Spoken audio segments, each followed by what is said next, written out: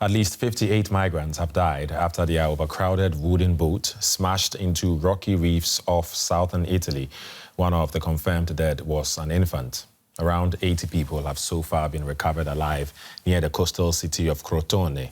Italy's Coast Guard said about 120 migrants were on the 20-meter-long boat. Over 14,000 migrants have arrived in Italy by sea so far this year, up sharply from a year ago. Journalist Seema Gupta is in Rome. She told me earlier how the tragedy unfolded. Well, from what we understand from the authorities, essentially these migrants, the figure ranges from 180 on board to 250, depending on who you speak to in terms of the survivors. But the 20-meter-long wooden boat essentially crashed against the rocks and it capsized and broke into pieces. Now, that's because of bad weather and sea conditions. They were carrying these migrants, and what we do know so far is at least 45 bodies have been recovered in the search and rescue operation. They've been discovered in the sea as well as on the beach. The authorities are using helicopters, motorboats, the firefighters, border police and the Coast Guard are all involved in this operation. There are those survivors, many of whom have been taken to local hospitals, and unfortunately many children and women on board that boat as well. We're also hearing from the authorities locally that they've detained a man that they believe to be the alleged people smuggler that is involved in trafficking and helping these people make this incredibly dangerous journey. The Prime Minister, Giorgia Meloni, expressing her deep sorrow at what's happened and putting the blame squarely on these traffickers that take advantage of these desperate people. Let's talk about the migrants. What can you tell us about them? Who are they? Where are they from? Any information on that?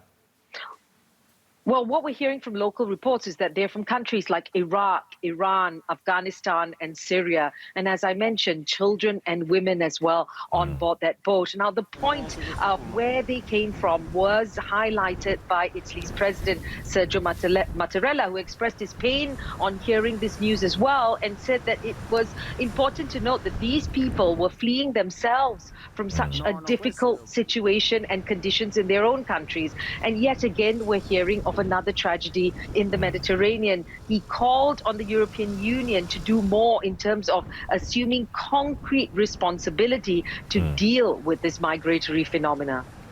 Now, as you started saying there, this tragedy comes just a few days after the Italian government pushed through a new law on rescuing migrants. Tell us a bit more about that, briefly, if you can. Well, it's a law that essentially makes it tougher in terms of those migrant rescue ships and the efforts they take in order to save these migrants that unfortunately often capsize from their ships.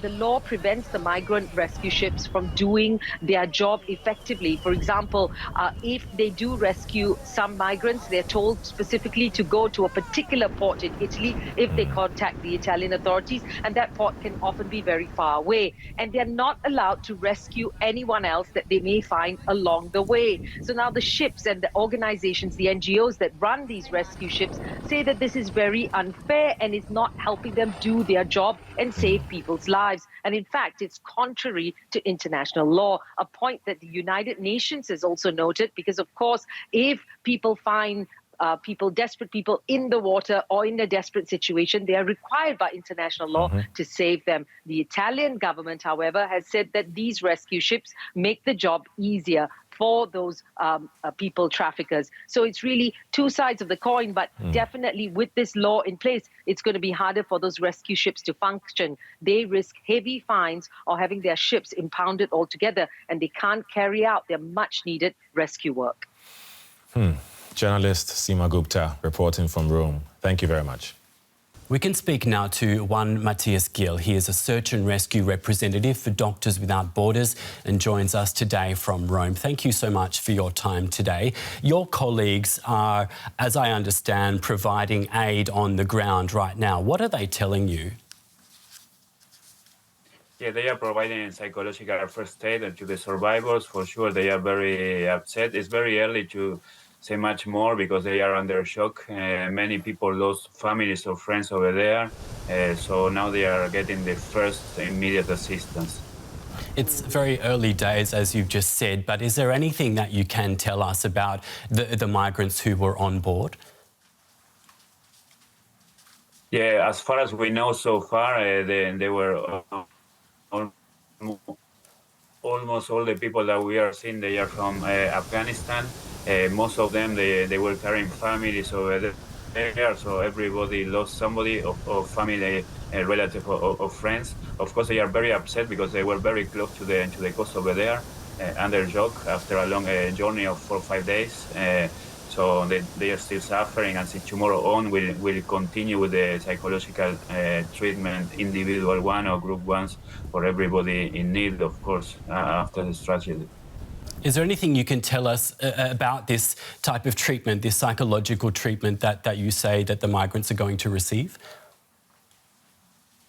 Yeah, for sure. Now they are under shock in a traumatic moment, so they need to calm down. Our teams are trained for that one. They are always assisting this kind of situation. Unfortunately, of the shipwrecks that they continue to happen in this coast or near the coast.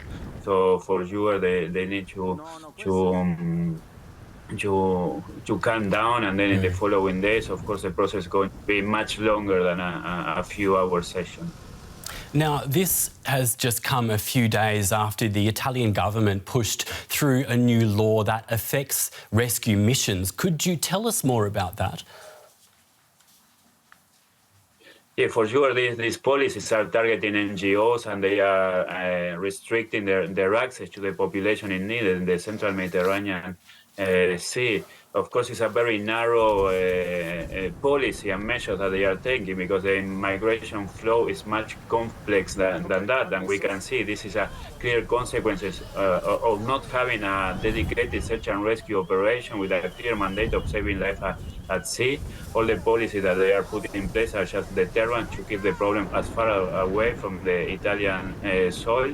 And we suffer several thousand deaths last year already, and in 2 months of 2023 we see the same consequences. So they are not tackling the problem; they are attacking and targeting the NGO that they have a very small share of the situation of the arrivals in Italy. They are not part of the problem; they are a small part of the solution. So targeting us is not going to solve the problem, the bigger and wider problem that they have there, with people attempting this route without safe and legal channels to reach security, opportunity, or freedom on these lands.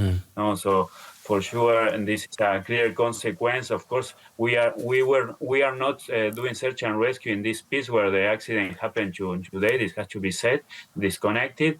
But for sure, the Mediterranean Sea as a whole is suffering far too many deaths, around 25,000 deaths in the last 8 years. Yes. This is unacceptable, and unless they put in place this mechanism, this will continue like that.